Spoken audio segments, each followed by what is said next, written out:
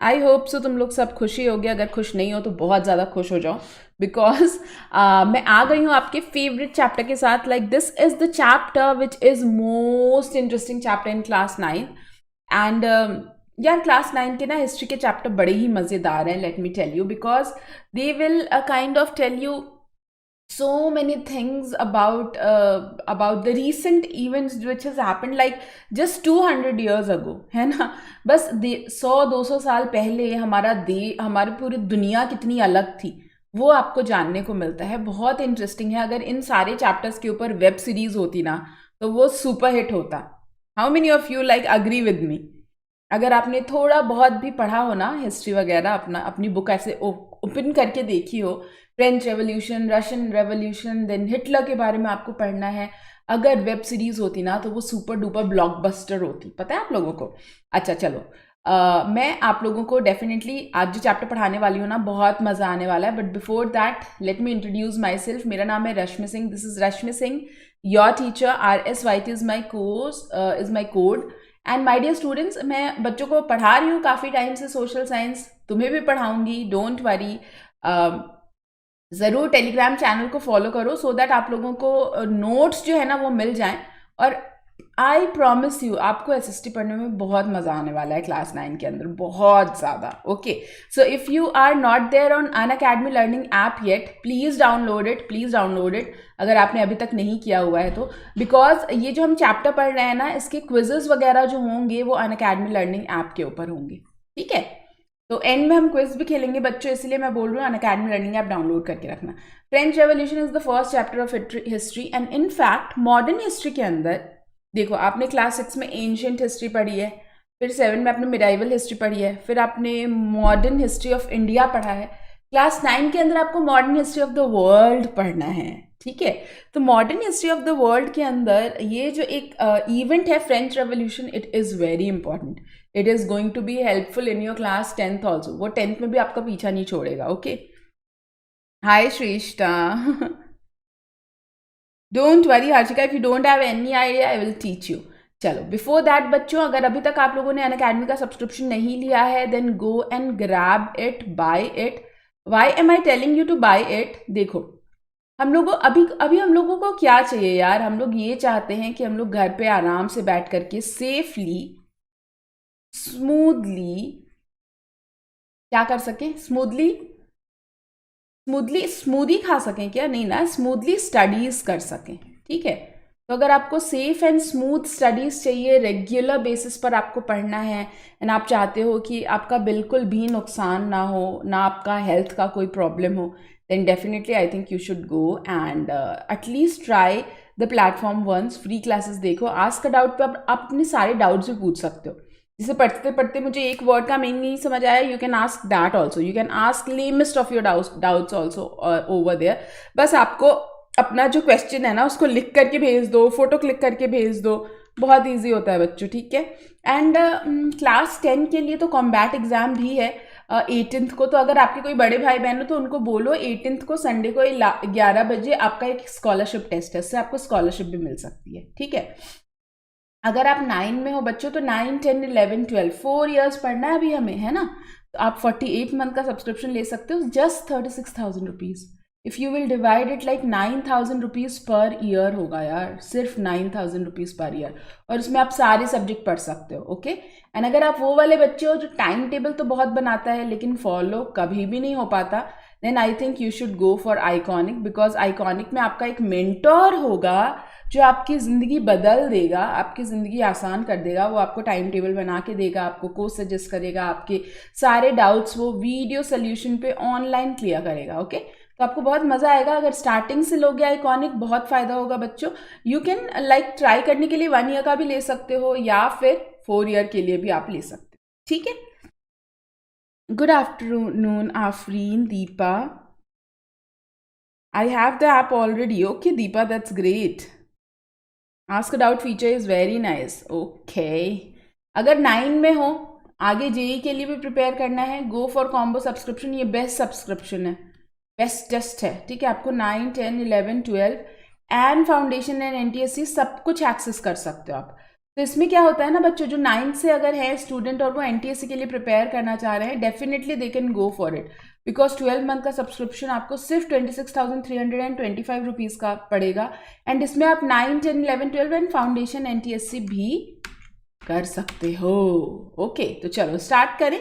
French revolution, इसमें सबसे पहले तो फ्रेंच का मतलब तो समझ ही गए होगे, फ्रांस से रिलेटेड है, लेकिन रेवोल्यूशन का मतलब क्या होता है तो ये मैं आपको बताऊंगी, बट इससे पहले ये सारी चीज़ें हैं जो हमें पढ़नी है। French revolution during the late 18th century, outbreak of revolution, मतलब ये जो रेवोल्यूशन है वो स्टार्ट कैसे हुआ, ठीक है। देन फ्रांस अबॉलिशेस मोनार्की, राजा का जो रूल था वो हटा दिया गया।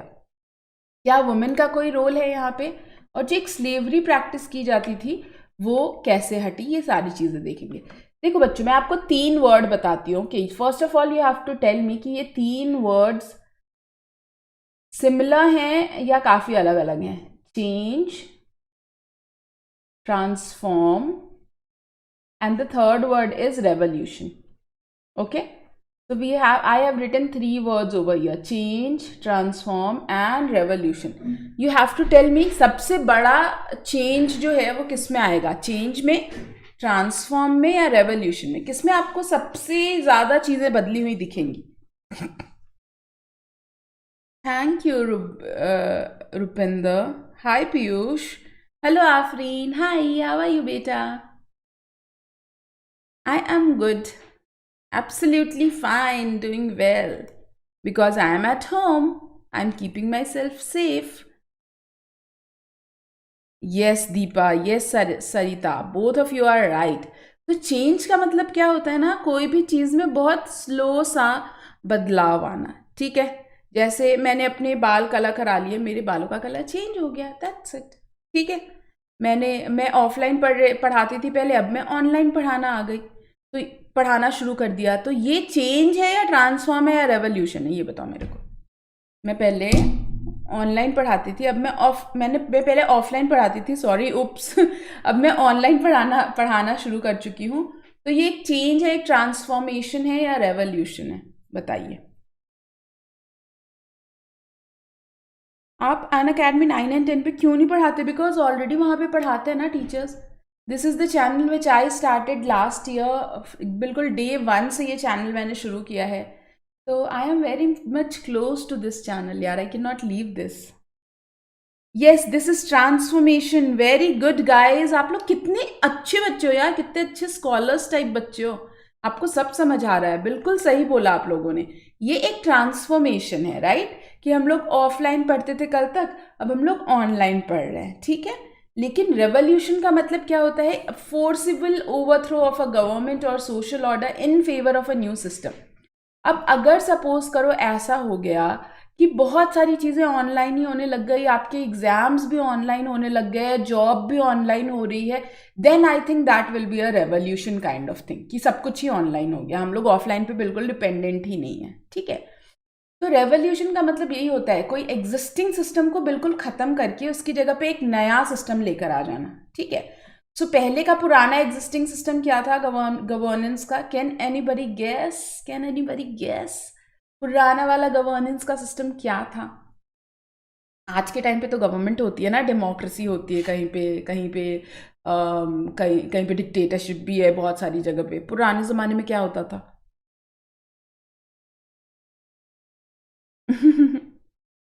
Yes, monarchy is the right answer Piyush and Afreen. तो मोनार्की हटा करके एक नया फॉर्म ऑफ गवर्नमेंट हम लोग लेकर आ गए, दैट इज रेवोल्यूशन। रेवोल्यूशन को हिंदी में क्या कहते हैं? क्रांति कर देना, क्रांति, ठीक है। Now how could you change an unjust government? Now tell me, is it possible for the group of people to change a government? Government तो बहुत इंपॉर्टेंट चीज होती है, राजा को हटा देना क्या कॉमन लोगों के बस की बात है? राजा को हटा देना, फ्रांस में एक राजा था उसको हटा दिया, ठीक है।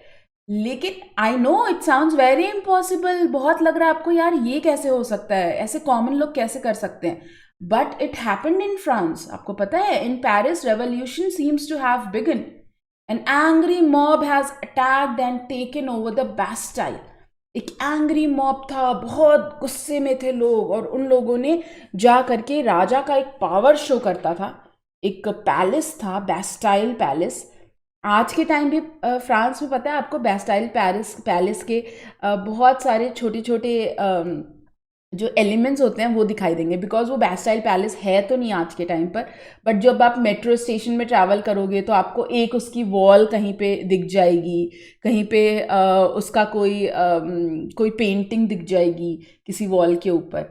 तो वो जो बैस्टाइल था ना, एक ज़माने में जो पैलेस ऑफ बैस्टाइल था वो राजा के पावर को शो करता था कि राजा कितना ज़्यादा पावरफुल है, और वहाँ पर वो अपने सारे कैदियों को क्या करता था, कैद करके रखता था।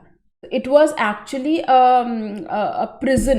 Prison type of palace. Okay, तो वहाँ पर लोग गए और जा करके बैस्टाइल को पूरा तोड़ दिया, नष्ट कर दिया। ओके, देखो हम ये स्टार्ट करेंगे एक पिक्चर से। ये पिक्चर उसी पैलेस की है, ठीक है। आपको यहाँ पे क्या क्या चीज़ें दिख रही हैं बताओ? 1 2 एंड देन हियर इज 3। ये 3 नंबर क्या है?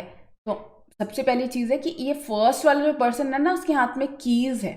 एंड व्हाट इट ये कीज किसकी है? One of the mob leaders triumphantly displays the keys to the Bastille. Bastille जो इतना पावरफुल सिंबल हुआ करता था, उसका कीज ये लेकर के अपने हाथ में दिखा रहा है कि हम जीत चुके हैं, मेरे पास चाबी है राजा के प्रिजन की। सेकेंड वाला जो पर्सन है, आप यहाँ पे क्या देख रहे हो? एनीबडी गेस कि यहाँ पे ये कुछ कैरी किया जा रहा है, लेकिन क्या कैरी किया जा रहा है? मैं थोड़ा जूम करूँ, देखो क्या कैरी किया हुआ है। No, he is not Yusuf Mazzini बेटा, no no no. Yusuf Mazzini तो तब पैदा भी नहीं हुआ था। Third is flag, very good Shreshtha. Shreshtha की आंखें तो बहुत अच्छी है। क्लोथ्स दिख रहे हैं, ये प्लेट्स हैं, एक्चुअली में प्लेट्स हैं, ठीक है, स्टील के। Although they were in search of gunpowder and firearms, the conquerors of the Bastille took whatever they could find. तो ये जो एंग्री सा मॉब था जो बैस्टाइल में बिल्कुल ऐसे फोर्सिबली घुस गया, वो गए तो थे गन पाउडर और जो गोले बारूद है उसको छीनने के लिए, लेकिन उनको जो दिखा वो लेकर के बाहर निकल के आ गए, ठीक है। और यहाँ पर आपको दिख रहा है एक पर्सन है, उसने हाथ में एक फ्लैग लिया हुआ है जिसको ज़मीन पर ऐसे लिटा के ले जा रहा है। ये जो फ्लैग है ये रॉयल स्टैंडर्ड्स का फ्लैग था, राजाओं का सिंबल हुआ करता था, ठीक है। तो ये इतनी सारी लड़ाई झगड़े कैसे हो गया, अचानक से इतना गुस्सा क्यों आ गया क्राउड को फ्रांस के अंदर? राजा का रूल तो कितने सालों से चल रहा था, 1000 सालों से चल रहा था, अचानक से ऐसा क्या हो गया यार, इनको इतना ज़्यादा गुस्सा आ गया? हाँ, ये हम पढ़ेंगे। मॉब मीन्स भीड़, मॉब का मतलब होता है crowd. Okay, so on the morning of 14 July 1789, 7,000 men and women gathered to form People's Militia. People's Militia क्या होता है? People का एक common people का military group. So you can see in this picture behind me. I think I should move myself that side ना, ये थोड़ी problem हो रही है, मुझे ऐसा लग रहा है।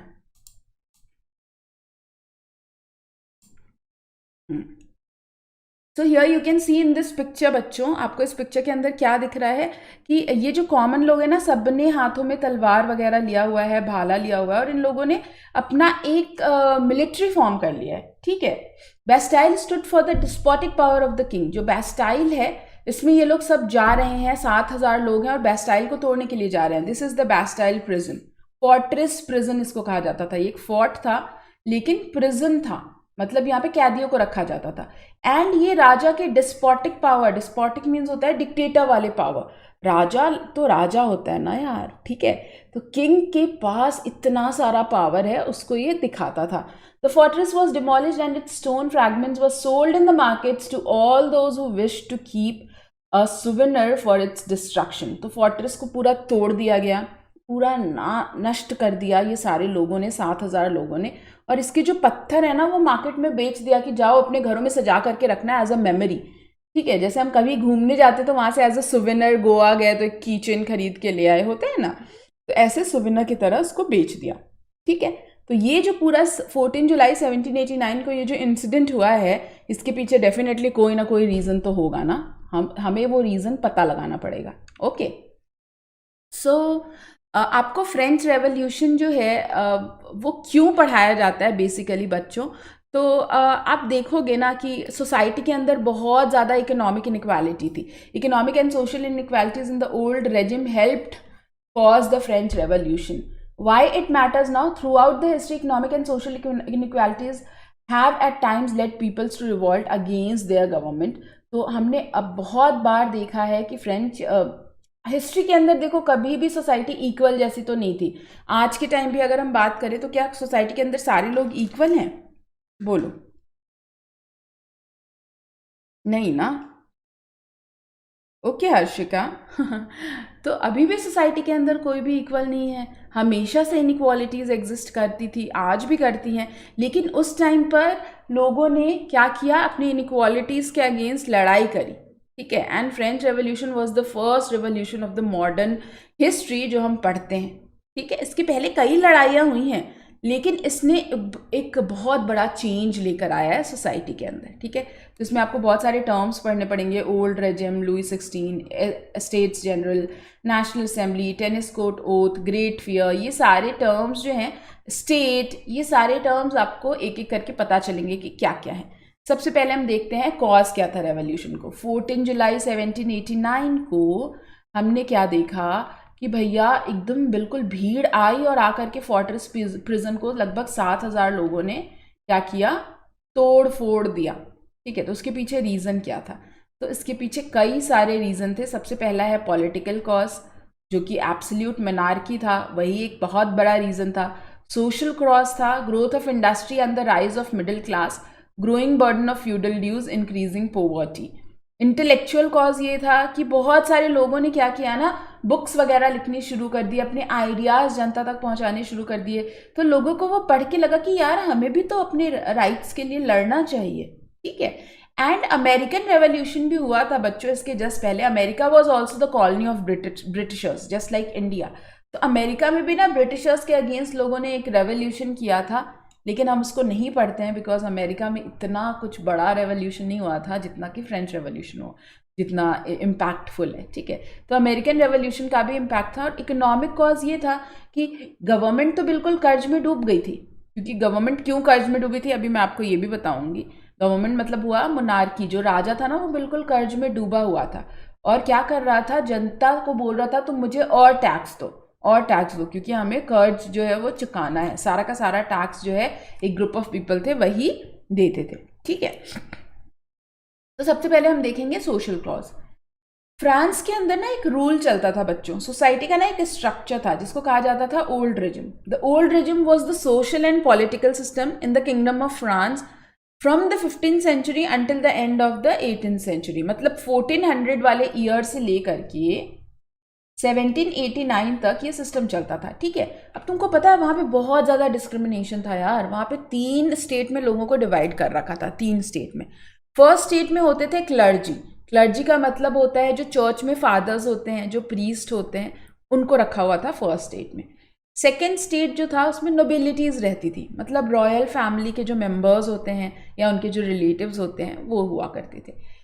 थर्ड स्टेट में बाकी के सारे लोग आ गए, ठीक है। प्रीस्ट को छोड़ दो और सारी रॉयलिटीज़ को छोड़ दो, तो थर्ड स्टेट में बाकी सारे लोग जो हैं वो आ गए। अब यहाँ पर एक पिक्चर आपको दिख रही होगी। थर्ड स्टेट जो है वो यहाँ पे बहुत ही झुका हुआ दिख रहा है और उसके पीठ के ऊपर फर्स्ट स्टेट और सेकेंड स्टेट बैठा हुआ है। कैन एनीवन गेस कि ये पिक्चर क्या डिपिक्ट करता है?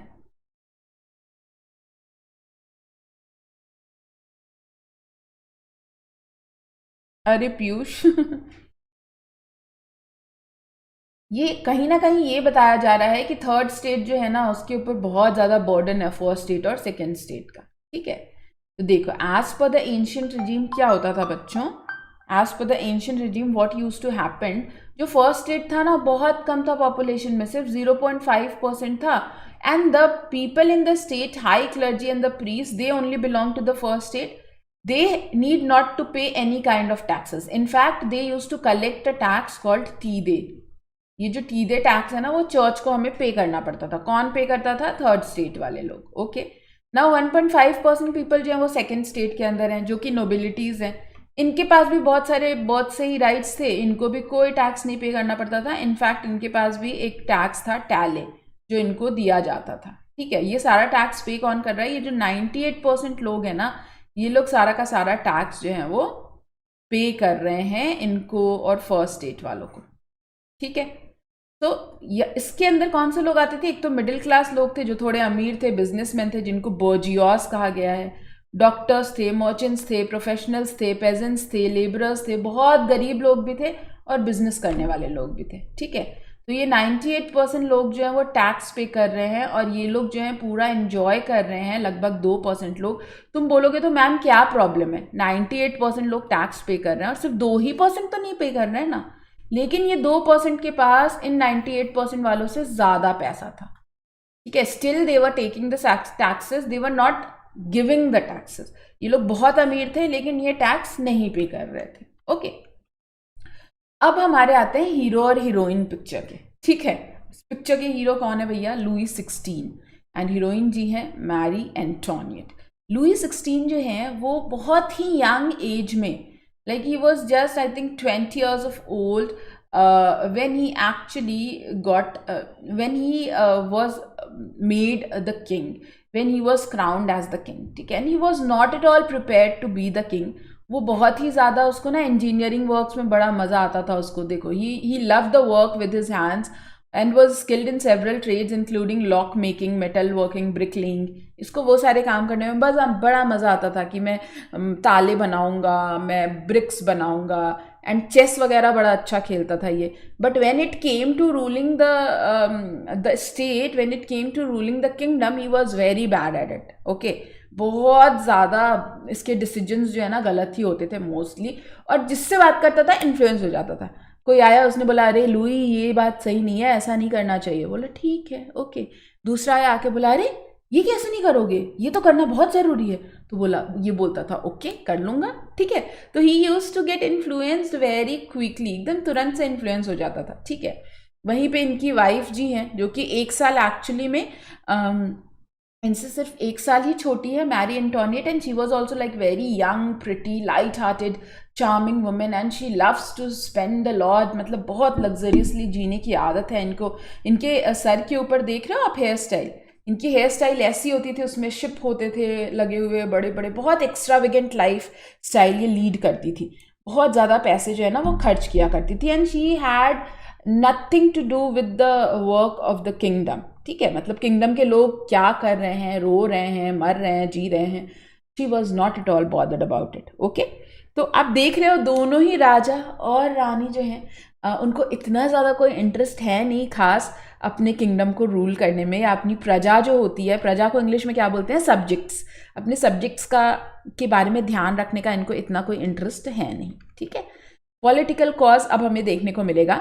अब 1774 में क्या हुआ, लुई 16 जो है वो राजा बन जाते हैं। तो 1754 में ही गॉट बर्थ, 1774 में ये राजा बन गए। कितने साल के थे भैया जब राजा बने, कौन बताएगा कितने साल के थे। 1754 में बॉर्न हुआ, 1774 में राजा बन गया।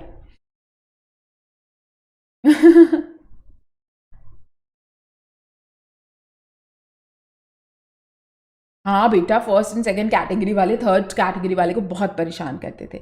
Yes Deepa, he was just 20 years old। आप कितने साल के हो, आपके साल में और 5 साल ऐड कर दो यार, इतना सा ही तो था, ये छोटा सा था, ठीक है।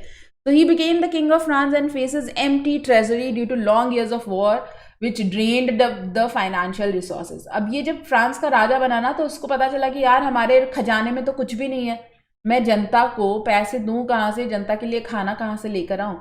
देखो हमें यहाँ पे खाना इसलिए मिलता है क्योंकि सरकार ने कहीं ना कहीं किसानों से अनाज ले करके और स्टोर करके रखा हुआ है, ठीक है।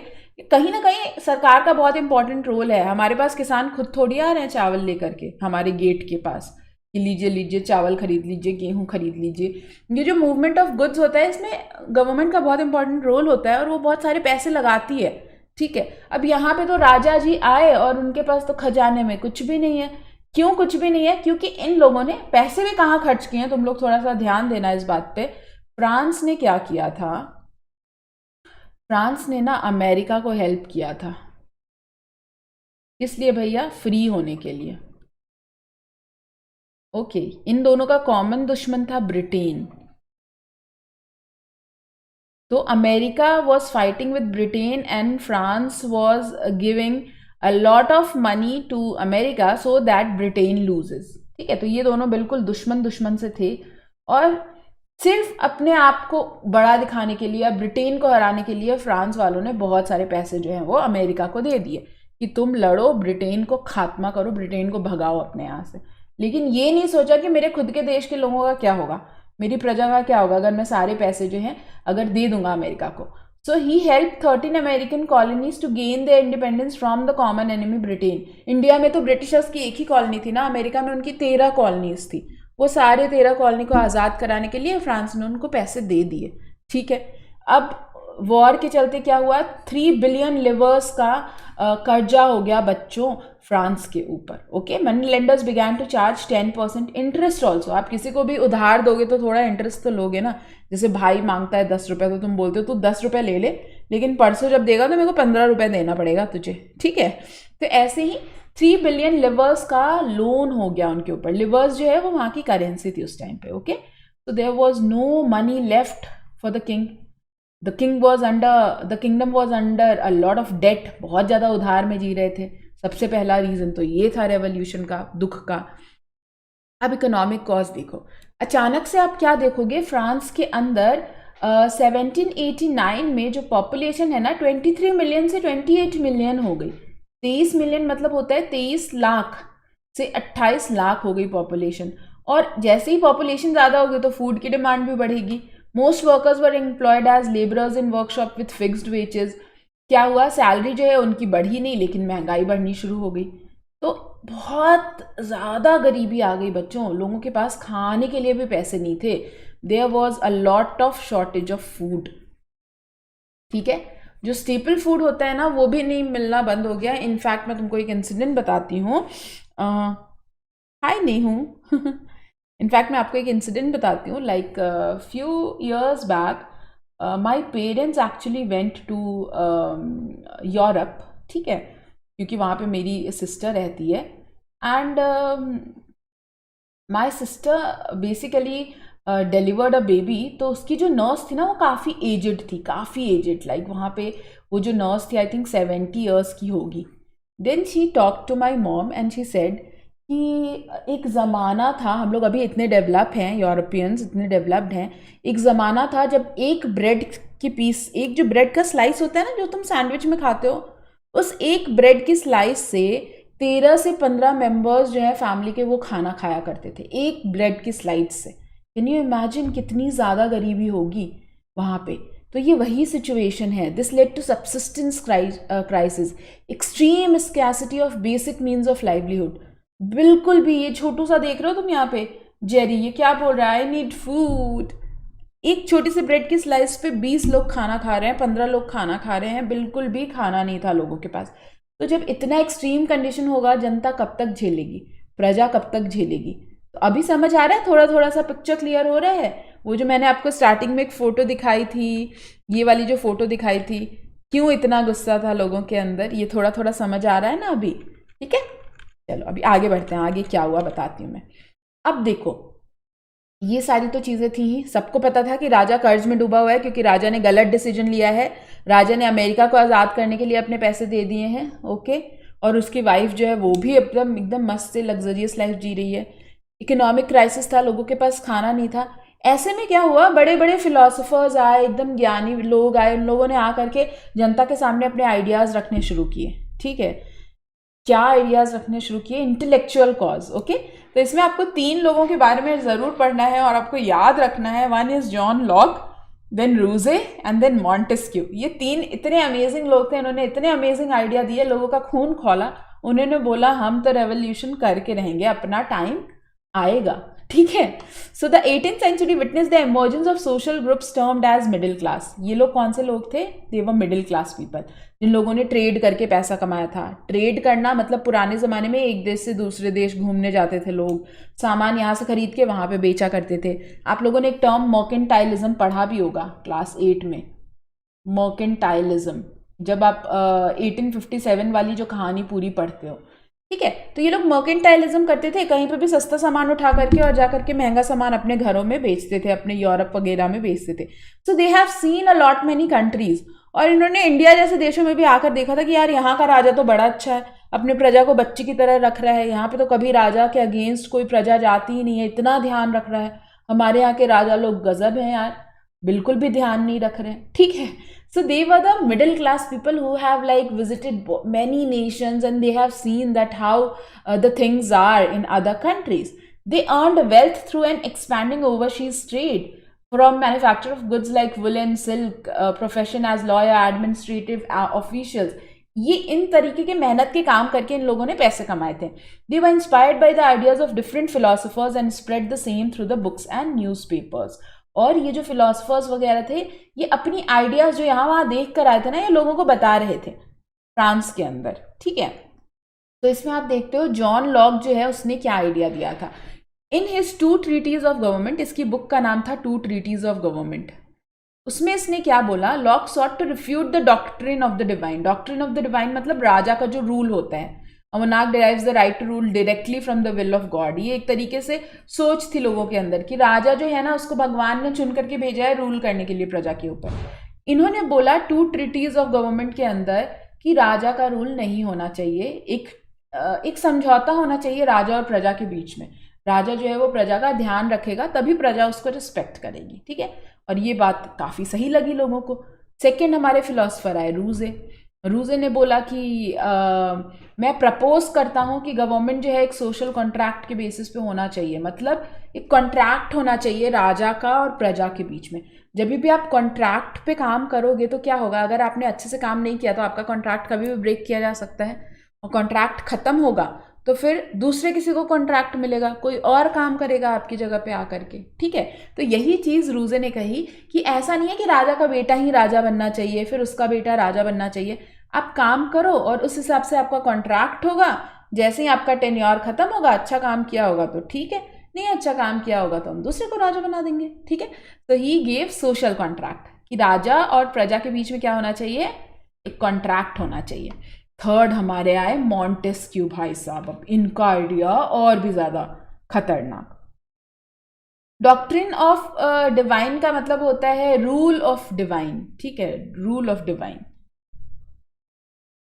Sarita, I will provide the PDF on the Telegram channel itself. The link is there in the description box. Okay?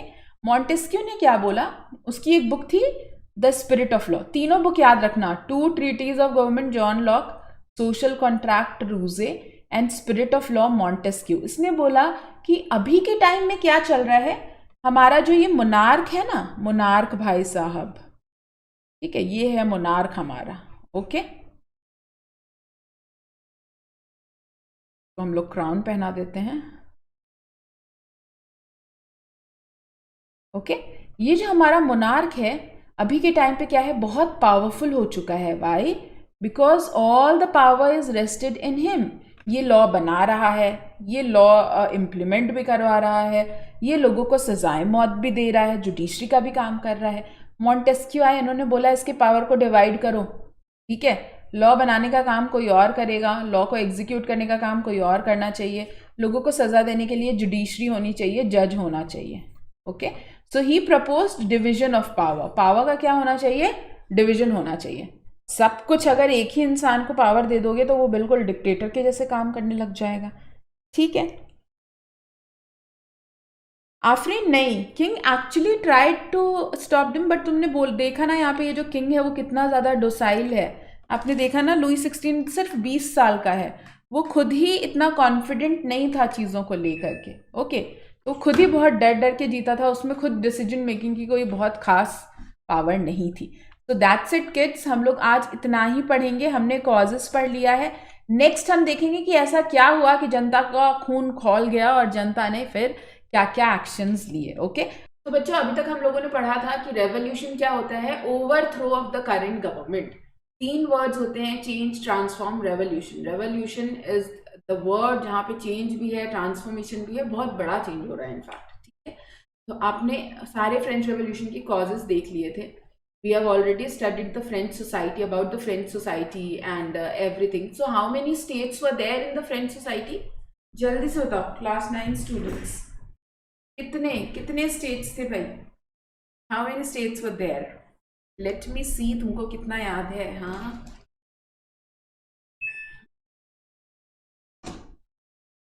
I think there was 3 states, right? हमने ये तो पढ़ ही लिया था. अब देखो, आपको ऑलरेडी पता था कि लुई 16 के टाइम पर जो ट्रेजरी थी, लुई 16 के टाइम पर जो हमारी ट्रेजरी थी वो बहुत ज़्यादा कर्ज के ऊपर दबी हुई थी, right. They were under debt, बहुत ज़्यादा डेट था, इनफैक्ट 3 बिलियन लिवर्स का डेट था। और इसके पीछे रीज़न क्या था? तो भाई अमेरिका को आज़ादी दिलाने के लिए इन लोगों ने पैसे लगा दिए थे लड़ाई में, ठीक है। अब उसी टाइम पर आप क्या देखोगे, 1788 1789 का टाइम है, विंटर का टाइम है, ठीक है। पैसे हैं नहीं राजा के पास, तो वो क्या सोच रहा है, कहीं से पैसे आ जाएं, इसलिए वो सोचता है कि स्टेट्स जनरल की मीटिंग बुलाई जाए। और स्टेट्स जनरल की मीटिंग में मैं क्या करूँगा, जनता को बोलूँगा कि आपके ऊपर टैक्स और बढ़ेगा।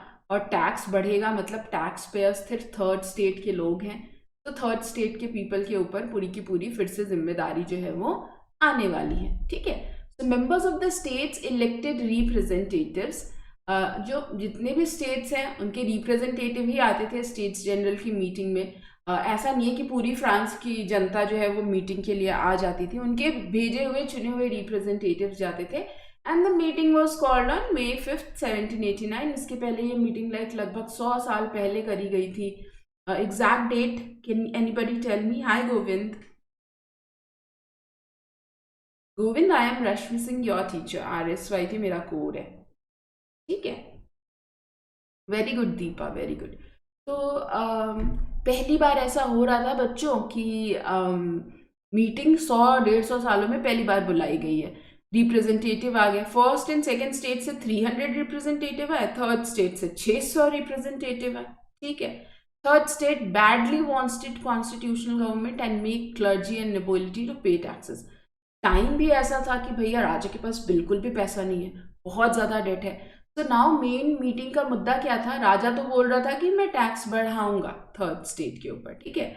और थर्ड स्टेट ये होप से गया था कि इस बार अगर टैक्स बढ़ाने को बोला जाए तो हम बोलेंगे राजा को भी टैक्स पे करना है, मतलब क्लर्जी को भी पे करना है, नोबिलिटी को भी पे करना है। चलो अभी आगे देखते हैं क्या हुआ। Yes Shivansh, it was 1614। So what happened? Voting was to be conducted by the state। मुद्दा यही है कि टैक्स बढ़ाना चाहिए कि नहीं बढ़ाना चाहिए, मुझे क्या करूं मैं मर जा। टैक्सेस शुड बी इंक्रीज्ड और नॉट, ओके। तो each state had one vote, voting करी जाएगी, फिर डिसाइड करेंगे भाई टैक्स बढ़ाना है कि नहीं बढ़ाना है। फर्स्ट और सेकंड स्टेट जो है ना, they could operate as a bloc now, because first state second state would favour कि टैक्स तो बढ़ा दो, हमें कौन सा देना है, थर्ड स्टेट को देना है, बढ़ाओ बढ़ाओ, हमें कोई दिक्कत नहीं है, ठीक है। But third state was basically against it. वो बोल रहे थे 1 person 1 वोट करेंगे, हम नहीं चाहते हैं कि आप पूरा स्टेट एक वोट मिल जाए स्टेट को, ठीक है। तो first state plus second state versus third state, ये सिचुएशन थी। Representative from third state demanded that voting by the population, this would give third state a great advantage. और इससे क्या हुआ, एक डेडलॉक हुआ, थर्ड स्टेट जो है वो वॉक अवे करके चला जाता है, वो सुनता ही नहीं है बात को, okay. So this is what happened and also you will see यहाँ पे एक फिलोसोफर का नाम आएगा, सोशल कॉन्ट्रैक्ट की जो बात कर रहे थे, ठीक है, जीन जैक्वस रूजे, कि भाई वोटिंग तो होनी चाहिए, कॉन्ट्रैक्ट होना चाहिए। फर्स्ट स्टेट में बच्चों लगभग 1,30,000 टोटल अब देख सकते हो लोग हैं, पॉपुलेशन अगर देखी जाए फ्रांस के अंदर, ठीक है। मैं मेंबर्स की बात नहीं कर रही हूँ, मैं यहाँ पे मेंबर्स की बात नहीं कर रही हूँ, मेंबर्स तो आए थे सिर्फ 300 इलेक्टेड वाले, लेकिन इतने पॉपुलेशन के पास एक वोट था। 1,10,000 पॉपुलेशन के पास 1 वोट है, एंड लगभग 25 लाख पॉपुलेशन है जिसके पास 1 वोट है। तो ये बहुत ही डिस्प्रपोर्शनेट टाइप की चीज़ थी, ठीक है। तो इसीलिए थर्ड स्टेट जो है, they were fighting that we want population, vote by population. Okay, now we will see the arrangement of this meeting. That is also like quite you can say controversial, बड़ा ही controversial सा arrangement रखा था। यहाँ पे तुमको इतनी clear तो photo नहीं है, बट तुमको यहाँ पे सारे वाइट ड्रेस में लोग दिख रहे होंगे, इफ यू कैन सी। तो दे वर ऑल क्लर्जी, ये पूरी की पूरी पीछे क्लर्जी बैठी हुई है, फर्स्ट स्टेट, ठीक है।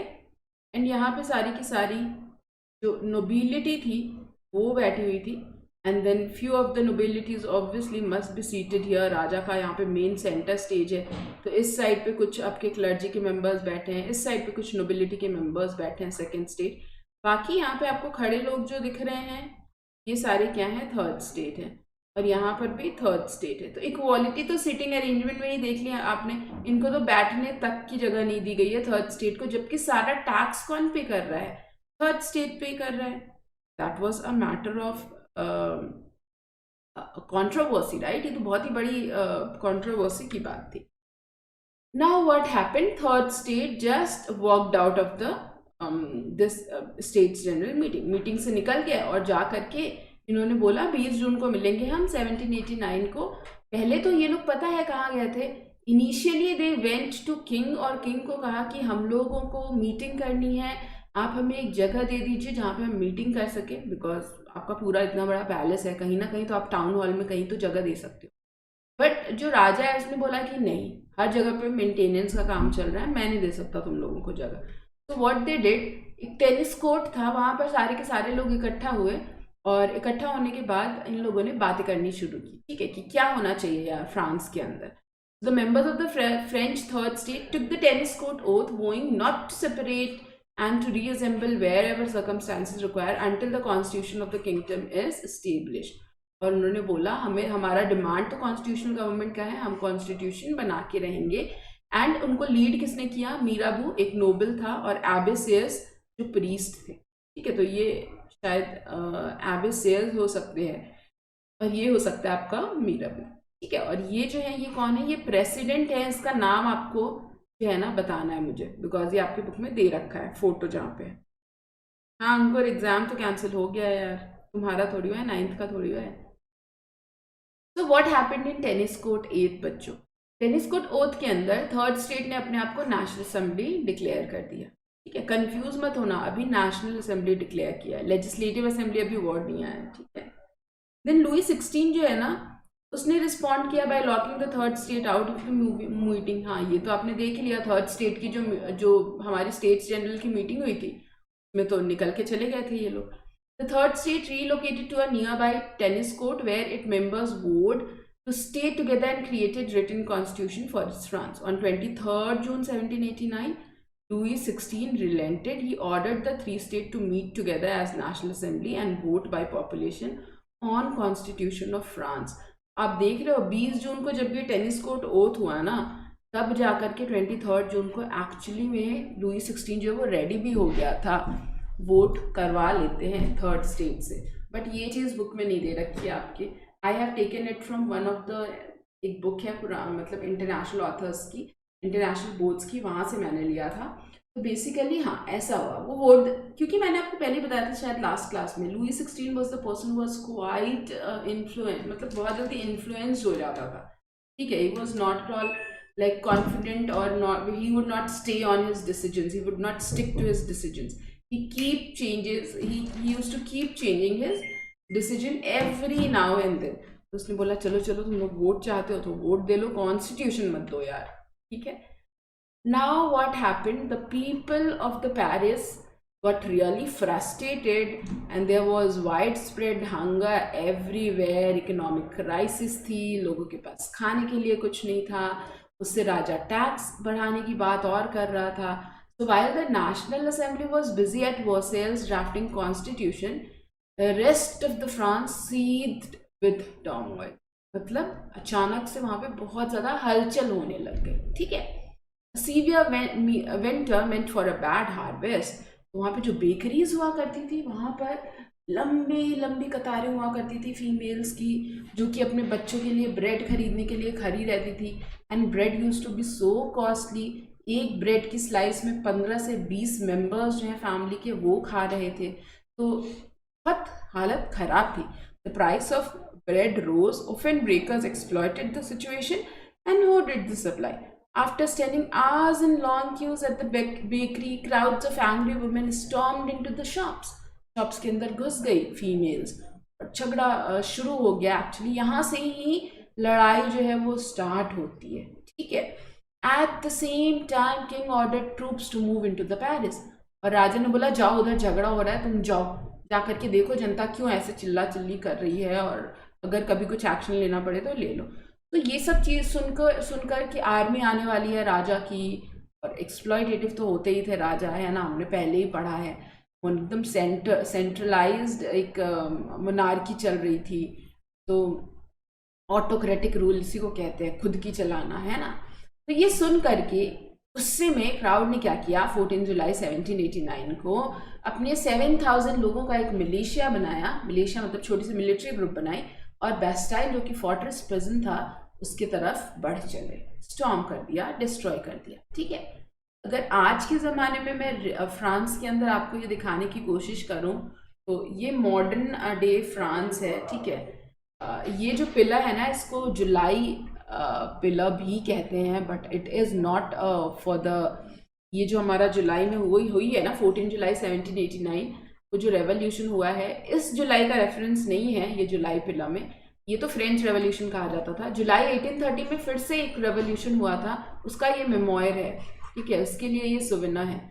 लेकिन यहाँ पे कहीं पे पहले क्या होता था, बेस्टाइल जो था फोर्ट्रेस प्रिजन, वो दिखता था। तब की बात है ये, 1789 14 जुलाई। ठीक है, ऐसा कभी रहा होगा, आज के टाइम पर तो ये नहीं है। Telegram ID is there Deepa on the description box बेटा। Okay issue, no there is no worries in studying, in getting. आपको, आपके कितने सारे 10th के बच्चे हैं उन्होंने 9th में ऐसी ये वाली पिक्चर देखी है, बताओ। आई डोंट थिंक तुम लोगों ने देखी होगी, है ना। तो यहाँ पे बेस्टाइल ऐसा स्टैंड करता था। Right now if you walk down the lane, where would you see Bastille actually? So these are the mural at the Bastille Metro. Mural paintings I think तुम लोगों ने यहाँ पे भी कहीं पे बहुत बार देखी होगी। mural paintings जो है स्टेशन वगैरह पे, या इंडिया में भी काफ़ी फेमस है। तो वो सेम पेंटिंग्स आपको मेट्रो स्टेशन की वॉल पे दिख जाएगा। यहाँ पे देखो, piece of Bastille fortress foundation, जो फाउंडेशन है ना बेस्टाइल का, वो यहाँ पे दिख रहा है। आज भी बेस्टाइल है, लेकिन वो अब यादों में जा चुका है, बोल सकते हो ख़त्म हो चुका है। इसकी हिस्ट्री के बारे में भी फ्रांस में लिखा हुआ है। ठीक है, so uprising spread throughout the France. अब क्या देखोगे आप, सबसे पहले तो बेस्टाइल में स्टॉर्मिंग होना शुरू हुआ। ठीक है, धीरे धीरे धीरे धीरे ये जो है ना 20 जुलाई से लेकर के 6 अगस्त वाला जो टाइम था बच्चों, 20 जुलाई 1789 से लेकर के 6 अगस्त वाला जो टाइम है, उसको ग्रेट फियर कहा गया है।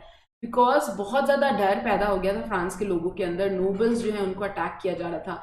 रिकॉर्ड्स जो थे फ्यूडल ड्यूज के, और जो भी टैक्सेस जो टैक्सेस देने थे गवर्नमेंट को या फिर बोलो राजा को, वो सारे रिकॉर्ड्स जलाए जा रहे थे। Lords of the manor hired bands of brigands who were on their way to destroy the ripe crops. और क्योंकि लोग जा करके मीनर्स के फ्यूड्स, जो फ्यूडल्स होते हैं ज़मींदार के, इन लोगों के रिकॉर्ड्स तोड़ रहे थे थर्ड स्टेट के लोग, कि अब हम टैक्स नहीं देंगे, हमारे टैक्स के ऊपर तुम लोगों ने बहुत ऐश कर लिया है। यहाँ पर क्या किया मेनर्स ने, मेनर्स आर लाइक जो बड़े बड़े मैंशन होते हैं उसके ओनर्स। ठीक है, so they all belong to the nobles category.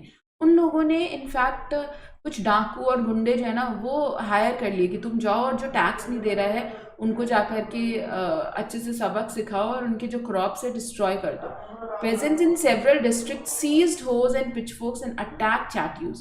Pageants ने भी क्या किया, बहुत सारी जगह पे अपने हथियार उठा लिए, और चाट्यूज अगेन इज बिग बिल्डिंग्स, हवेली जो होती है उसको बोलते हैं। Many nobles fled from the country, डर के मारे बहुत सारे नोबल्स जो हैं वो निकल भी गए, उनको एमिग्रेस कहा जाता है। Louis 16 was force to fly the new tricolour flag of France, और लुई 16 को फोर्स किया गया कि अब जो नया ट्राई कलर फ्लैग है, पहले का रॉयल स्टैंड जो है उसको हटा दिया जाए, रॉयल स्टैंडर्ड वाला फ्लैग, उसकी जगह पे ट्राई कलर फ्लैग जो है लेकर आया जाए। On the night of 4 August 1789 the assembly passed a decree abolishing the feudal system of obligations and taxes. Decree का मतलब क्या होता है, एक तरीके का एक लॉ हुआ जो कि अभी फुल्ली एक तरीके से आप बोल सकते हो जैसे अभी ऑर्डिनेंसेस होती हैं कॉन्स्टिट्यूशन के अंदर, थोड़े टाइम के लिए लगाई जाती हैं, फिर बाद में उसको पास करा के लॉ बनाया जाता है। ऐसे ही डिक्री पास कराया गया कि feudal system, abolishing feudal system अब से नहीं रहेगा, और टैक्सेस जो है थर्ड स्टेट को नहीं पे करने पड़ेंगे। Members of the clergy too were force to give up their privileges. जो फादर्स थे चर्च के, उनको भी बोला गया आपको अपने जो भी स्पेशल प्रिविलेजेस हैं वो देने पड़ेंगे, आपको गिव अप करने पड़ेंगे। टी डेज वो abolished and lands owned by church वो कन्फिस्केटेड। कन्फिस्केटेड का मतलब होता है समथिंग, जब कोई ज़मीन जो है ना सरकार अपने पास रख लेती है, ठीक है। जैसे अगर कभी सपोज करो मैं किसान हूँ और मेरे ज़मीन से सरकार को एक टावर लगाना है इलेक्ट्रिसिटी का, तो वो मेरी ज़मीन को कन्फिस्केट करके मुझे कॉम्पनसेशन दे सकती है, ठीक है। तो यहाँ पर सारे एसेट्स जो हैं वो सरकार ने अपने पास रख लिए। As a result government acquired assets worth 2 billion livres. इतना ही तो कर्ज था, पूरा का पूरा कर्ज जो है वो माफ़ हो गया। And this map is so important guys. ये मैप हमेशा आपके एग्जाम में मार्क करने भी आता है क्लास 9 में। यहाँ पे नांटेज एक जगह है, ये इंपॉर्टेंट है। देन पेरिस जो है वो सेंटर में बिल्कुल है। एंड बॉर्डियोक्स, ये स्लेव ट्रेड के लिए थोड़ा इंपॉर्टेंट है ना। मर्सेल्स, ये सारी जगहें इंपॉर्टेंट है जो मार्क करने की वो आती हैं। And this was the constitution. Monarchy का एक ये स्ट्रक्चर था जो प्रपोज किया गया था। This was as per the constitution of 1791। क्या होगा भाई, तो 3 बॉडीज बना दी, 3 ऑर्गन बना दिया गया, legislature, executive and judiciary. Legislature, what will legislature do, they will make a law, okay, ये लॉ बनाएंगे। एग्जीक्यूटिव जो है वहाँ पे किंग रहेगा, वो लॉ को इम्प्लीमेंट करवाएगा। And it has got few ministers जो कि लेजिस्लेटिव से ही आएंगे। And judiciary is going to now punish those who are going to offend, जो भी लॉ को ब्रेक करेंगे उनको पनिश करेगा, ऑफेंडर्स को पनिश करेगा, ठीक है। अब सबसे पहले हम लेजिस्लेचर की बात करते हैं। तो लेजिस्लेचर जो है वोटिंग मेथड के थ्रू इलेक्ट किए जाएंगे। There will be a voting method, voting rights दी जाएंगी लोगों को। तो वोटिंग राइट्स किसको किसको दी जाएंगी, एक्टिव सिटीजन को सिर्फ वोटिंग राइट्स दी जाएगी। Entitled to vote about 4 million लोग थे जो एंटाइटल्ड थे 28 मिलियन में से। और एक्टिव सिटीजन कौन से लोग थे, तो ये वो लोग थे जो 21 साल से अबव हैं, जो 3 दिन से ज़्यादा लेबर के वेजेस से ज़्यादा टैक्सेस पे कर रहे हो, बुक में दे रखा है। पैसिव सिटीजन के पास कोई वोटिंग राइट्स नहीं था। About 3 million man, women and children and youth below 25, ये सारों के पास कोई राइट नहीं था। Yes Pujita, 11 class is there, okay. तो ये वोट करेंगे 50,000 इलेक्टर्स को, फिर 50,000 लोग वोट करके 745 मेंबर्स को लेकर आएंगे। And they are going to control the king, but king has veto power. Veto power का मतलब क्या होता है, अगर कोई लॉ पास किया जा रहा है, अगर राजा ने बोल दिया ये नहीं होना चाहिए लॉ, तो वो नहीं लगेगा। But again it is like कि वापस से नेशनल असेंबली के पास डिसीजन जाएगा। अगर उन लोगों ने वापस से बोल दिया नहीं नहीं ये लॉ तो बिल्कुल सही है, तो फिर वीटो पावर का कोई काम नहीं है, राजा को भी मानना पड़ेगा, ठीक है ना। इस नेशनल असेंबली से ही कुछ इलेक्टेड लोग जो रहेंगे वो मिनिस्टर बनेंगे और ये लॉ को इम्प्लीमेंट करवाने में मदद करेंगे। जो लॉ को नहीं मानेगा वो क्या बनेंगे, जज बनेंगे। और जज डायरेक्टली वोट किए जाएंगे, बिकॉज पहले के टाइम पे बेटा लॉ बहुत इंपॉर्टेंट प्रोफेशन होता था। आप भी अपने दादाजी वगैरह से पूछना, या मेरे डैड ने भी लॉ में ही पढ़ाई करी हुई थी, तो बहुत नोबल प्रोफेशन माना जाता था। एंड मैक्सिमिलियन रॉबस्पियर के बारे में कौन नहीं जानता, अगर तुमने चैप्टर पढ़ा हो तो। He was also the student of law. Now what happened? The National Assembly completed the draft of Constitution in 1791 with its main objective to limit the powers of monarch. तो मेन ऑब्जेक्टिव क्या था भैया, ये पूरे constitutional monarchy का main objective ये था कि भाई राजा के पास ये जो एक बिल्कुल लिमिटलेस पावर है ना, लिमिटलेस पावर कि लॉ भी वही बना रहा है, एग्जीक्यूट भी कर रहा है, पनिश भी कर रहा है, उस पे रोक लगाई जाए, ठीक है। तो limit the power of monarchy, that was the main aim of this whole constitution, okay. The powers were separated and assigned to different institutions, the legislature, executive and judiciary. The constitution of 1791 gave the power to make laws in the national assembly. हमने देखा national assembly को power दे दिया गया law बनाने का। Active citizen were men above 25 years who paid taxes equal to at least 3 days of laborers' wages. 25 years से अब सारे लोग जो टैक्स पे कर रहे हो लेबर के वेजेस से, 3 दिन के लेबर के वेजेस से ज़्यादा टैक्स पे कर रहे हो, tax should be more than the 3 days payment of labourers, ठीक है, 3 दिन की जो उसकी सैलरी होगी।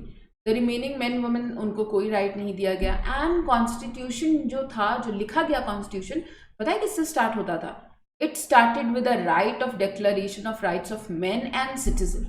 So now people are going to have some rights. Like I have voting right. तुम्हारे पास नहीं है, तुम 18 साल के हो जाओगे तो मिल जाएगा. आपके पास वोटिंग राइट नहीं है, बट एक फंडामेंटल राइट है आपके पास. हमारे कॉन्स्टिट्यूशन में 6 फंडामेंटल राइट्स है. That is why you are citizen. ठीक है, there is a difference between प्रजा एंड नागरिक. सिटीजन और सब्जेक्ट्स के बीच में यही डिफरेंस होता है. कल तक जो जनता प्रजा थी लुई 16 की, अब वो क्या बन चुकी है? नागरिक बन चुकी है, क्योंकि उनको rights of man and citizens. लेकिन अब ये जो नागरिक है वो कौन है? सिर्फ और सिर्फ मैन है.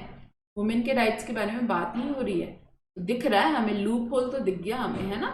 Various political symbols use to literate people in 18th century to spread the message. और बहुत सारे सिंबल्स यूज किए जाने लगे सो दैट मैसेज जो है वो दिया जा सके. तो here you can see this is so beautiful picture, है ना. ये सेम आपको पिक्चर कई जगहों पे दिखेगी. जैसे ये हमारा फ्रांस का है कॉन्स्टिट्यूशन का पिक्चर. सेम ये ब्रिटेन का है आई थिंक. ठीक है, ये सेम पिक्चर ब्रिटेन का भी था. तो आपको सबसे पहले तो एक ट्रायंगल विद आई दिख रहा है जो कि इटर्निटी का सिंबल हुआ करता था. ठीक है, देन यहाँ पर जो ब्लू ड्रेस में दिख रही है आपको लेडी, ये इन्होंने हाथ में ब्रोकन चेन लिया हुआ है. ये एंजल जो है ये लॉ को डिपिक्ट कर रही है. ठीक है, तो बहुत सारे यहाँ पे सिंबल्स हैं जिसके बारे में मैं आपको नेक्स्ट क्लास के अंदर बताऊंगी. And I will also tell you how to read all these symbols which is very important बच्चों. ठीक है, कॉन्स्टिट्यूशन के फीचर्स जो हैं एक बार आप पढ़ के आना, मैं नेक्स्ट क्लास में फिर से बताऊंगी. अभी फ्रांस जो है वो लिमिटेड मोनार्की बन गया था, कॉन्स्टिट्यूशनल मोनार्की बन गया था. किंग जो है वो सिर्फ हेड ऑफ स्टेट रह गया है. सारे लॉ लेजिस्लेटिव असेंबली क्रिएट करेगी जिसके अंदर 745 मेंबर्स हैं. फ्यूडलिज्म मतलब ज़मींदारी अबॉलिश कर दी गई है. ये सारे इसके डेमोक्रेटिक फीचर्स थे. ठीक है, लेजिस्लेटिव असेंबली के जो लॉ बना रही थी. ठीक है, अनडेमोक्रेटिक फ्रीडम क्या थे कि वोटिंग सिर्फ टैक्स पेयर्स को दिया जा रहा है, वोटिंग राइट. ऑफिसेज जो हैं वो प्रॉपर्टी ओन्ड मैन को ही दी जा रही है, वही लोग सिर्फ ऑफिसेज को ओन कर रहे हैं. New government started being called legislative assembly. Third state ने अपने आप को नेम किया था नेशनल असेंबली. उन्होंने जब कॉन्स्टिट्यूशन बनाया तो लेजिस्लेटिव असेंबली करके एक बॉडी बनी जो कि क्या बनाएगी? लॉ बनाएगी. So this was the whole thing. First time दुनिया के अंदर एक गवर्नमेंट फॉर्म हुई with the separation of power, with the voting rights given to all. and यहीं से फंडा आया organs of government का, legislature, executive, judiciary का, जो कि आज इंडिया भी फॉलो करता है और दुनिया के कई देश हैं जो सेम प्रिंसिपल को, हॉरिजॉन्टल डिस्ट्रीब्यूशन ऑफ पावर जिसको हम कहते हैं, या सेपरेशन ऑफ पावर कहते हैं, जिसका आइडिया मॉन्टेस्क्यू ने दिया था अपने बुक के अंदर, उसको फॉलो करते हैं. Okay, so guys, this is it for today. I'll bring another session in which we are going to have first Menti quiz and then the later parts of the French Revolution chapter. So let's begin the part 3. So I think basically we have completed till here. 2 तक हमने कर लिया था. Third part हमें करना है France abolishes monarchy. This also we have studied little bit. We have already studied the political system under Constitution 1791. So I hope all of you must have seen this particular image in your books, isn't it? देखा है, नहीं देखा है? कुछ देखा देखा सा लग रहा है या नहीं? बोलो.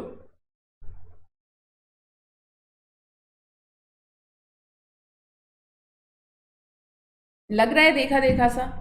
So this was the political system after the Constitution 1791. Earlier all the power was centered in the king.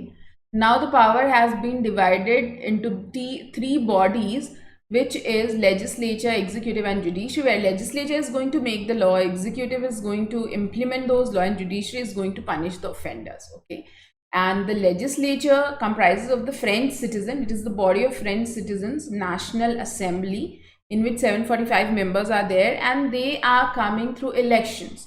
ठीक है, उनको elect किया जा रहा है, and only active citizen can vote in as per this political system. And again there are certain ministers which have been come from the National Assembly. They are going to execute the laws, and there's a judge also who is going to punish. Okay, तो ये हमारा system था. People were now divided into active and passive citizen. But at the same time you have seen that this is not very democratic system, right? बहुत democratic नहीं है, because बहुत कम लोगों को ही वोटिंग राइट्स दिया जा रहा है। पैसिव सिटीजन्स के बारे में तो कोई सोच ही नहीं रहा। Those who are below 25 years of age and women, children, and those do not have property, they have not got the voting rights. Okay, that was one of the cause of worry. And at that time people were quite illiterate. That is why many of the symbols were used to basically give them the message. Okay, तो यहाँ पर आप देख रहे हो, this is the picture of the constitution जो इन्होंने बनाया है, प्रीएम्बल है, and there is a Phrygian cap over here जो कि इंडिपेंडेंस को बताता है। There is a snake biting its tail which is saying eternity. ये जो भी लॉ लिख दिए हैं वो पत्थर पे लिख दिया है, तो ये इटर्निटी तक रहेगा। पत्थर पे लिखी हुई कोई भी चीज़ कोई मिटा नहीं सकता। ओके, तो those were the little bit of symbols which have been used so that जनता तक हम बात पहुंचा सके। ओके, तो डेमोक्रेटिक फीचर क्या था हमारे 1791 के कॉन्स्टिट्यूशन का, कि अब ये मोनार्की के पास सारा पावर नहीं है। किंग जो है वो हेड ऑफ स्टेट बन चुका है, लेजिस्लेटिव असेंबली जो है वो लॉ बनाएगी, फ्यूडलिज्म हट चुका है, but voting rights were very limited. So these were the undemocratic features and these are being asked in the exam for 3 marks। Okay, offices जो है वो प्रॉपर्टी ओनर्स के लिए रिजर्व्ड था। तो ये हम देख रहे हैं जो नई गवर्नमेंट बनी है, नया कॉन्स्टिट्यूशन बना है, वो इतना ज़्यादा डेमोक्रेटिक तो नहीं है। Okay, so King Louis hated now government's regulation of church and his loss of absolute power. Obviously राजा का जो पावर था अगर आप हटाओगे तो राजा को पसंद तो नहीं आएगा। तो king Louis also hated this, कि ये क्या कर रहे हैं, मेरे पावर को रिड्यूस कर दिया। Okay, so what he did, he tried to ask for help from the Austria. You must be knowing that Marie Antoinette, his wife was from Austria. So he thought कि why not to take the help from Austria, से थोड़ी मदद ली जाए। ठीक है, in June 1791 they were caught trying to escape to Austria, और राजा और उसकी पूरी फैमिली जो है वो ऑस्ट्रिया जा रही थी फ्रांस छोड़ करके। देन उनको पकड़ लिया जनता ने। ठीक है, nobles who fled the revolution lived abroad as emigres. वो एमिग्रेंट्स की तरह नोबल्स भी जा कर यहाँ वहाँ रहने लगे, because they were quite afraid कि यार अब तो थर्ड स्टेट जो बगावत पे आ गया है, रेवोल्यूशन कर रहा है। So they were little bit afraid, that is why they all emigrated from that area. Church officials जो हैं वो चाहते थे कि चर्च का लैंड वापस आ जाए, राइट्स प्रिविलेजेस वापस मिल जाए। एंड पॉलिटिकल पार्टीज जो थे उन लोगों ने अलग अलग ग्रुप्स बनाने शुरू कर दिए, जियोर्डनिस्ट एंड जैकोबिन्स। वाई? बिकॉज आपने देखा जो कॉन्स्टिट्यूशन है इतना ज़्यादा डेमोक्रेटिक तो है नहीं। ठीक है, तो कुछ लोगों ने अपने राइट्स के लिए पॉलिटिकल क्लब बनाने शुरू कर दिए। ठीक है, तो जैकोबिन क्लब्स जो हैं वो कुछ वहाँ के लोग ऐसे कपड़े पहनते थे, स्ट्राइप्ड कपड़े पहनते थे, सो दैट उनको अलग से पहचाना जा सके। ठीक है, तो अब देखते हैं क्यों अपोजिशन हुआ। मैंने आपको पहले ही बोल दिया, लुई 16 ने एक कॉन्स्टिट्यूशन साइन किया, लेकिन किंग ऑफ प्रूशिया के साथ उसने थोड़ा नेगोशिएशन कर लिया। ठीक है, मतलब अपने ही देश की प्रजा जब उसको पूछ नहीं रही है तो वो क्या करेगा, कोई ना कोई कॉन्स्पिरेसी तो करेगा ना कोई षड्यंत्र रचेगा। तो उसने किंग ऑफ प्रूशिया के साथ थोड़ा सा क्या किया, नेगोशिएशन किया, कुछ षड्यंत्र रचा। Rulers of neighboring countries were worried by the development of France, and why the rulers of the neighboring country were helping Louis 16, because उनको लग रहा था फ्रांस में रेवोल्यूशन आया तो ऐसा ना हो कि हमारे देश में भी रेवोल्यूशन आ जाए। Okay, they were quite scared. The patriotic song Marseillaise जो है वो कंपोज किया गया by the poet Roger de Isle, and इसको गाया जाता था हर जगह पे, तो लोगों के अंदर और भी ज़्यादा जो है ना रेवोल्यूशनरी आइडियाज़ पैदा हो रहे थे। बट रेवोल्यूशन जब हो रहा था तो उससे बहुत ज़्यादा लॉसेस भी हुए बच्चों, और डिफ़िकल्टी भी हुई पीपल को। क्यों? Because when everybody will do revolution then who will earn the money, पैसे कौन कमाएगा। ठीक है, तो फीमेल्स को जा करके काम करना पड़ा, एंड बहुत सारे लोग जो हैं वो लड़ाई भी करने के लिए जाते थे, तो डेफिनेटली आपको पैसे वगैरह भी तो खर्च करने ही पड़ेंगे ना जब भी लड़ाई होती है। तो so members of Jacobin club were from less prosperous sections, और यहीं पर आपको जैकोबिन क्लब दिखेगा जो कि अपने राइट्स के लिए फाइट करना चाहता है। On the morning of August 10 they storm the palace of Tuileries, massacred the king's guard and held the king himself as the hostage. ये सारा पंगा क्यों किया लोगों ने? क्योंकि राजा जो है वो अगल बगल के नेबर्स के साथ कॉन्स्पिरेसी कर रहा था। ठीक है, तो लोगों ने गुस्से में आकर के वापस से पैलेस ऑफ ट्यूरिलिस पे अटैक किया और राजा को बंदी बना लिया। ठीक है, होस्टेज कर लिया। Later assembly voted to imprison the royal family and royal family got imprisoned. Okay, hi Kumkum, I will start the development chapter, don't worry, and we are going to have the Menti quiz also. थोड़ा सा रुक जाओ, Menti quiz करेंगे। Now what happened, क्योंकि राजा ने अगल बगल के राजाओं के साथ मिलकर के चालबाजी करनी शुरू कर दी थी, तो फ्रांस ने मोनार्की को अबॉलिश ही कर दिया, ठीक है, और क्या बन गया, रिपब्लिक। नाउ बच्चों ये दो तीन टर्म्स है जो समझना बहुत ज़रूरी है, रिपब्लिक एंड डेमोक्रेसी दोनों काफ़ी डिफरेंट होते हैं, ठीक है। रिपब्लिक का मतलब होता है रिपब्लिक का मतलब होता है जब आपका हेड ऑफ द कंट्री जो है वो जनता चुनती है, जैसे हमारे इंडिया में president is being chosen by the citizen of India, right. लेकिन अगर मैं बात करूं United kingdom of great Britain, UK, Britain है ना, वो अभी भी किंगडम है क्योंकि उनका जो सिंबॉलिक हेड है वो क्वीन है, उनको कोई जनता नहीं चुन रही है। So that is also a democratic country but it is not a republic. India is a democratic country also and a republic also. Why? Because head of the state president जो है वो हम लोग चुन रहे हैं, ठीक है। तो यहाँ पर क्या हुआ, अब नई असेंबली इलेक्ट करी जा रही है, पहले तो नेशनल असेंबली थी, अब नई असेंबली इलेक्ट की गई जिसको कन्वेंशन कहा गया, और बोला गया कि अब मोनार्की तो रहेगी नहीं, तो हेड ऑफ द स्टेट तो हमें ही चुनना पड़ेगा, ठीक है। तो फ्रांस को रिपब्लिक डिक्लेयर कर दिया गया और अब सारे 21 ईयर्स एंड अबव लोगों को वोटिंग राइट्स दे दिए गए। राजा को ट्रिजन का चार्ज लगा करके, देशद्रोह का चार्ज लगा करके पब्लिकली एग्जीक्यूट कर दिया गया 21 जनवरी 1793 को। और यहाँ पर जो रिपब्लिक के पॉइंट ऑफ व्यू से जो राजा चुना गया है वो है आपका रॉब्सपियर, ठीक है, रॉब्सपियर को राजा चुना गया है, okay. So Marie Antoinette met with the same fate, और मैरी एंटोनियट को भी ऐसे ही सज़ा दे दी गई बच्चों, ओके, आया समझ में, ओके। चलो आगे बढ़ते हैं।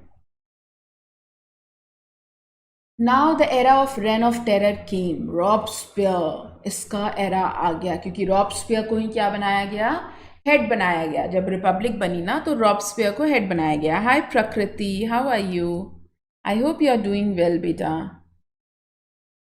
ठीक है। हमारा जो मैक्सिमिलियन रॉब्सपियर था इसको हेड बना दिया, और that person was very strict, okay. He followed severe control and punishment, policy of severe control and punishment. जो भी लोग रिपब्लिक के अगेंस्ट थे ये क्या करता था, उनको रिपब्लिक के अगेंस्ट हो आप, गवर्नमेंट के अगेंस्ट हो, चलो इसको गिलोटिन कर दिया जाए, ठीक है, गला काट दिया जाए, ऐसा था इसका policy, okay. So in the all those whom he saw being enemies of the republic, members of other political, even members of his own party who did not agree with his method were arrested and imprisoned, सबको jail में डाल देता था ये। If the court found them guilty they were guillotined, guillotine क्या होता है अभी बताऊंगी आपको। एंड हर चीज़ के वेजेस के मैक्सिमम जो है ना सीलिंग वो डिसाइड कर दिया, जो सामान है उसका मैक्सिमम प्राइस डिसाइड कर दिया। मतलब जो बिजनेसमैन है वो इंडिपेंडेंटली काम भी नहीं कर सकता, ठीक है। उसने बोला है, राजा ने बोला है, राजा तो नहीं है ये, हेड है, हेड ऑफ द कंट्री है, अगर इसने बोला है ब्रेड 5 रुपये का मिलेगा तो 5 रुपये का ही मिलेगा, ठीक है, something like this.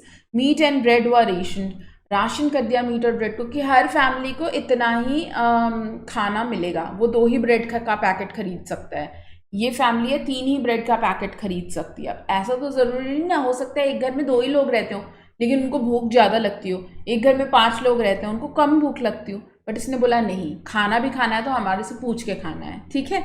So peasants were forced to transport their grain to the cities and sell it over there, and he also brought the concept of equality bread, कि सभी लोगों को, भले वो राजा हो कोई भी हो, सबको ब्राउन ब्रेड ही खाना है क्योंकि हमें इक्वालिटी लानी है, तो सबको सेम फूड खाना पड़ेगा, ठीक है। सर और मैडम जैसे जो टाइटल थे इसको हटा दिए गए, और कौन सा टाइटल लेकर आ गया, सिटोयेन, सिटीजन वाला टाइटल लेकर के आ गए ये, okay. Now what is guillotine, guillotine में क्या करते थे, आप देख रहे हो, ऐसे सर लगाते थे एंड एक ब्लेड आती थी ऊपर से और खच करके गला जो है वो कट कर देती थी, ठीक है। सो एक्चुअली फ्रेंच रेवोल्यूशन की इतनी ज़्यादा मतलब बुराई इसलिए होती है क्योंकि गिलोटिन कर दिया जाता था, okay. In 1789 a French physician and a member of national assembly Joseph Ignace Guillotin, इन साइंटिस्ट ने ये बनाया था, इन पर्सन ने ये यंत्र बनाया था लोगों को मारने का, इसीलिए इसको गिलोटिन के नाम पे गिलोटिन रख दिया गया, okay. Now later on people opposed Robespierre also, ऐसा नहीं है कि रॉब्सपियर की भी बहुत ज़्यादा लोगों ने बहुत, बिकॉज देखो फ्रांस के लोग रेवोल्यूशनरी थे। अगर उनको पहले राजा तंग कर रहा था तो राजा की बैंड बजा दी, बाद में रॉब्सपियर आया, उनको लगा ये तंग कर रहा है तो इसकी भी बैंड बजा दी, ठीक है। तो Maximilian Robespierre, the leading figure in the French revolutions reign of terror, was overthrown and arrested by National Convention in July 1904. He was the prominent member of the Committee of Public Safety from 1793. Robespierre encourage the execution, और 17,000 लोगों को मरवा दिया था इसने, ठीक है। And he himself was guillotine later, बाद में इसको भी गिलोटिन कर दिया गया, ठीक है। एंड लेटर ऑन क्या आ गया, डायरेक्टरी रूल आ गया फ्रांस में। बच्चों इसके बारे में हम लोग कल पढ़ेंगे, directory rule, and then we will study role of women and slavery के बारे में। Now let us have a look at the Menti quiz, ठीक है। तो अब हम करते हैं मेंटी क्विज। चलो भैया, 26894746 is the code. 26894746 is the code. Please ask your friends also to join बच्चों। 26894746 is the code. This card, I will write the code over here once for you. So please join the Menti quiz. The code is 26894746.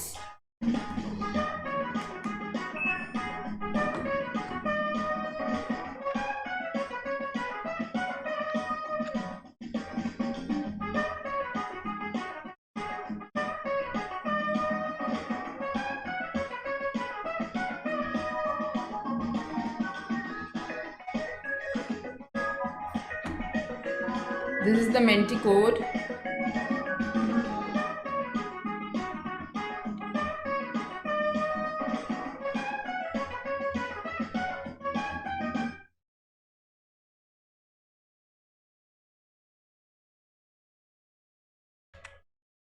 Okay guys, this is the Menti code.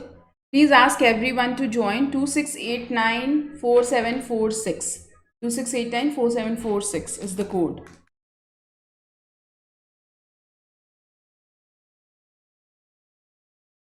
Just one of you have joined.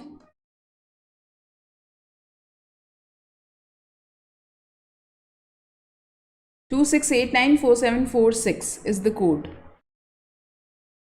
My God, Devashish, please take care of yourself.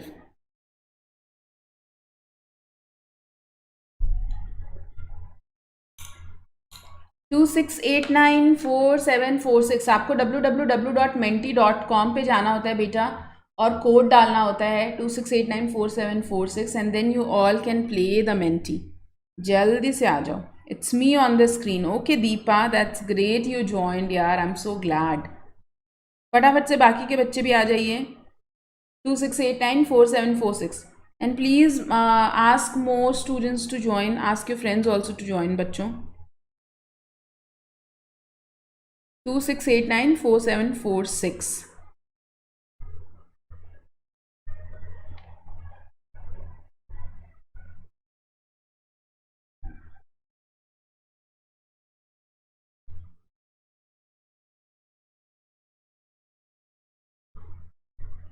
Just 2 students, tell me, सिर्फ 2 student को खिलाने में मज़ा आएगा क्या?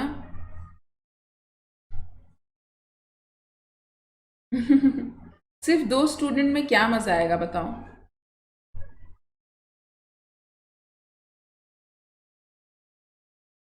Yes, Sanskar, I will start, but just 2 students.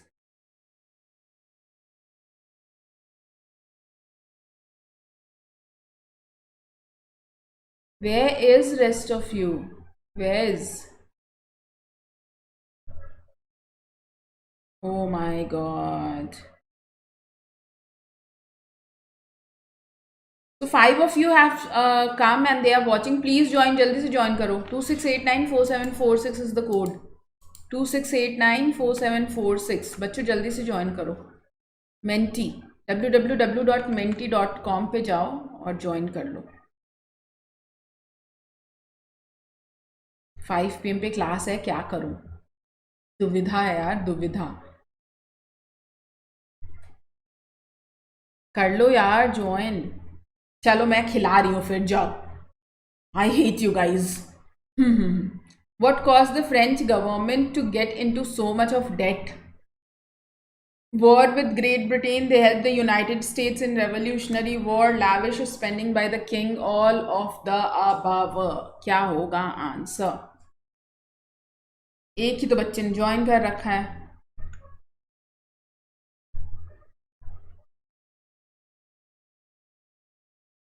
Shaurya class 9 को rewind कर रहे हैं, वाह क्या बात है शौर्य। इट्स सो मतलब डिसहार्टनिंग यार। Question 2 of 15. 3 of you have joined now. Let's see. Let's have a look at the question.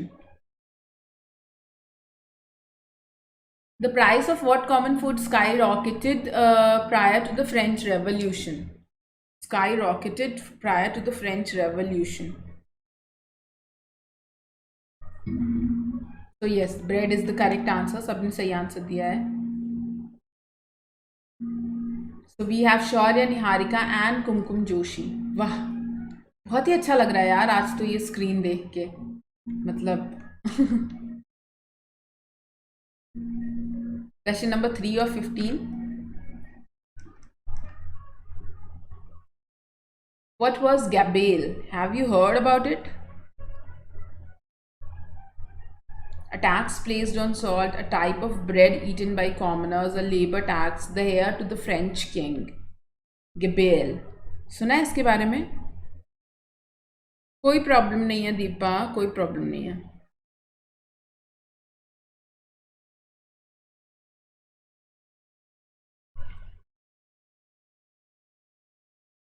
So it was a tax on salt. It was very common tax. बहुत ही common सा tax था salt के ऊपर।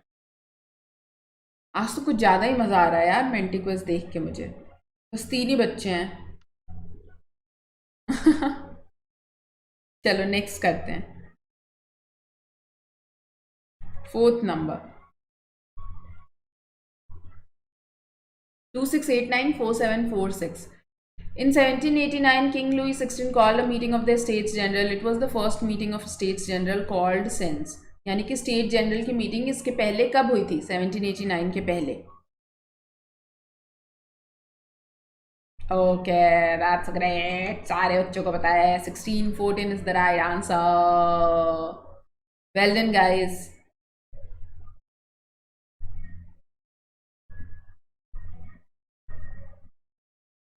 Okay, Shaurya, Niharika, Kumkum and Sneha, very good. वही तो यार Deepa, I don't know what is happening यार। बच्चे तो अब मेंटी को भी धोखा दे रहे हैं। So identify the event associated with the image. States General Meeting, Jacobins Club, inauguration, the tennis court, oath या फिर storming of Bastille. Yes, it's the tennis court oath. Smart students, हाँ, बहुत अच्छा।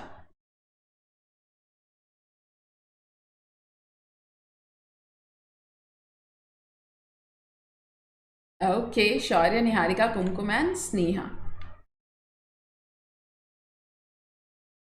6 of 15. Who was the king of France when French Revolution began? Easy. King James I, King Henry VII. Okay, everyone voted, so it's King Louis XVI. Very good.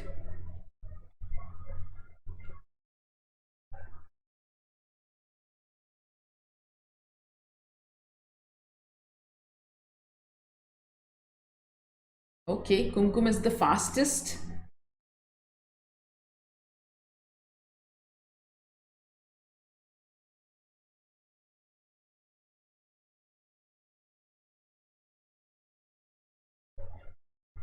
Identify A, B, C in the image.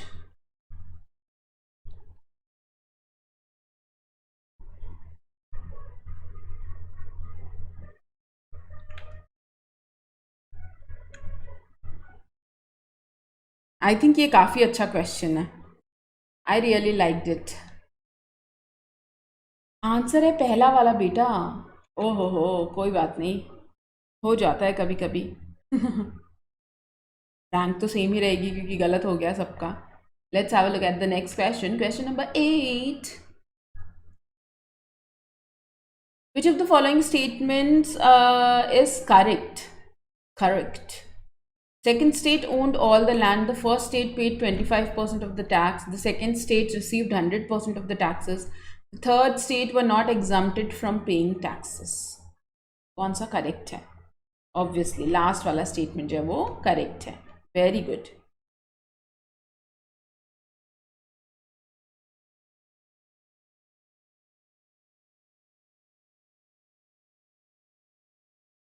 Okay, शौर्य जो है वो अभी भी first पे ही है। Rank change हो गया थोड़ा सा। क्वेश्चन नंबर 9 और 15। The rights outlined in the Declaration of Rights of Man and Citizen did not extend to the bourgeois, women, workers और first aid. ये जो राइट्स थे ये किनको नहीं दिए जा रहे थे बच्चों, किनको नहीं दिए जा रहे थे आपको बताना है। So it's women. हाँ, वुमेन को ये राइट्स नहीं एक्सटेंड किया जा रहा था। They were against extending these political rights to the women. Okay, let's have a look at the leader board. We just have got 4 lucky students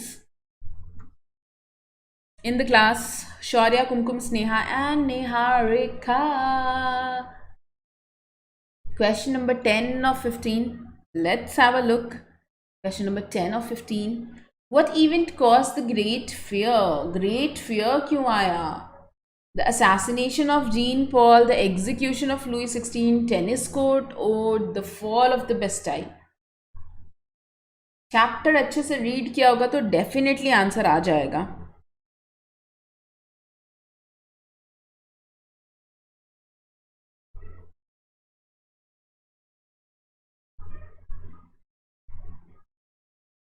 oh my God, तीनों बच्चों के अलग अलग आंसर हैं। So it was the fall of Bastille जिसके चलते great fear आया था। ओके, स्नेहा का सही हो गया ये। ग्रेट बच्चा, बहुत अच्छा। क्वेश्चन नंबर 11 ऑफ 15 करेंगे हम। 11 of 15। Which of the following is the correct sequence of the legislative bodies that governed France during the revolution from first to last? अरे यार ये तो काफ़ी डिफ़िकल्ट है, बहुत ही डिफ़िकल्ट है ये क्वेश्चन। देखो, डायरेक्टरी तो सबसे लास्ट में आया था, ये सबको पता है ना। National assembly, legislative assembly, convention and directory. Convention भी मैंने आज ही पढ़ाया है आपको, तो मुझे तो फर्स्ट वाला लग रहा है आंसर।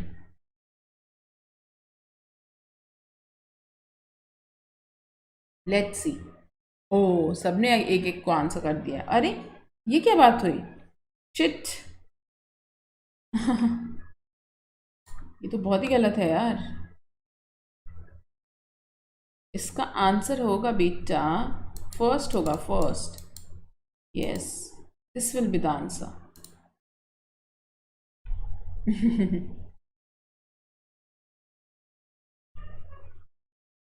चलो next.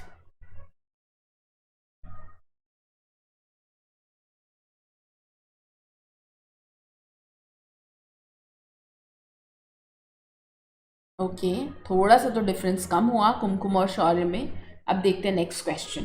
Question number 12। Which of the following revolutionary leaders led the revolutionary tribunal and executed thousands? Reign of terror से रिलेटेड है बच्चों ये। Reign of terror: Jean Paul Marat, Maximilien Robespierre, Georges Jacques Danton, Olympe de Gouges. So 2 बच्चों ने सही answer दिया है।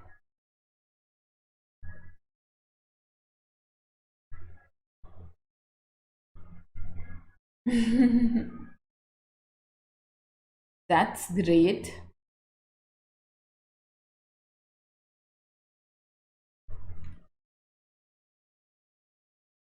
Before the French Revolution, the people of France were divided into 3 states based mainly on their education level, geographic region, social class or religious belief. क्या होगा? Hi Indrani, how are you beta? Hi Deepa. So yes, they were based on social class.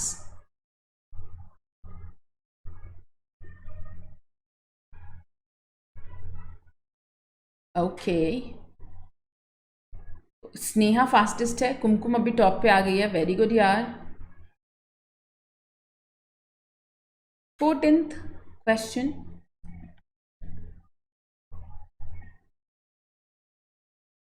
the French people supported Napoleon Bonaparte because they hoped he would adopt the ideas of Protestant Reformation, restore Louis XVI to power, provide stability to the nation, end British control of France. Napoleon को क्यों support किया था French लोगों ने? हाय Indrani, hello. बच्चों तुम लोग आए नहीं हो मेंटी में, मैं ये याद रखूंगी।